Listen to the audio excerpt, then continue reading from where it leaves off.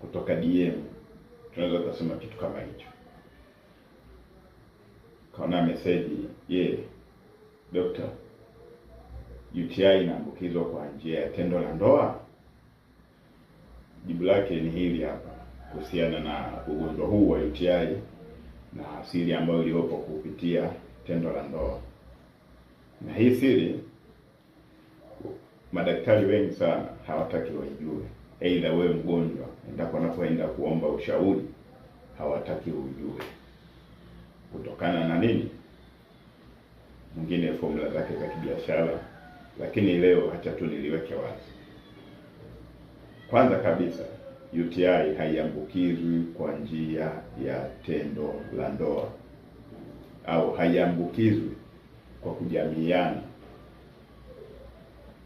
Ila isipokuwa unaposhiriki tendo la ndoa na mgonjwa wa UTI, hususan sana ni kwa mwanamke, labda unaposhiriki naye tendo la ndoa kama na shida ya UTI, hawezi kukupa wewe mwanaume.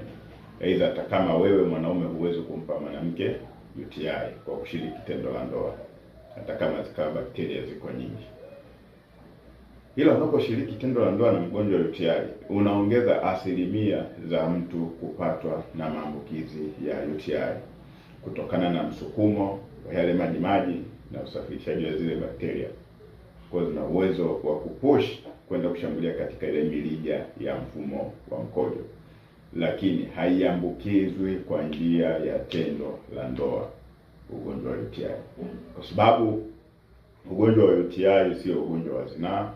Ni ugonjwa aidha ni bakteria ambazo zinapatikana katika mfumo wa vyoo vichafu, maji machafu. Unakuta kumekuwa na watu wengine wanakosa ustaarabu kidogo, unakuta anaenda chooni kujisaidia, anaweza kujisafisha, akatia mikono kwenye yale maji ambayo yapo kwenye ndoo.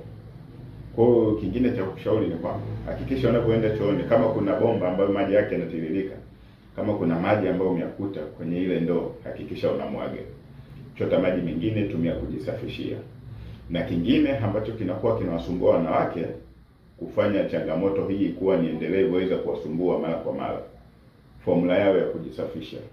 Unapokuwa unajisafisha mtoto wa kike, kutoka nyuma kwenda mbele, una uwezo wa kutoa bakteria katika eneo la haja kubwa kuja kwenye haja ndogo na kuweza kushambulia na kuweza kusababisha changamoto za UTI. Kwa nini cha kufanya kinachohitajika ukiwa unajisafisha katika eneo la wakati ule baada ya kujisaidia? Basi anzia mbele kwenda nyuma.